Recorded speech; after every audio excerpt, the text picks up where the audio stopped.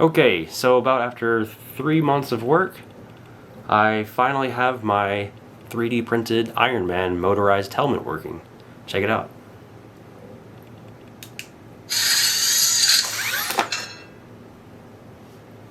And yes, I can see through the eyes.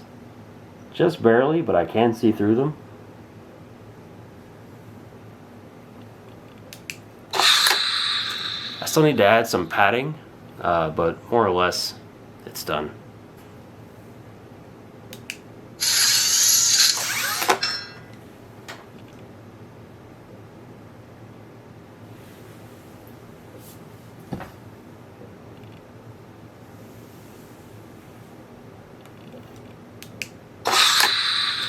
Pretty cool what you can make with a 3D printer, right?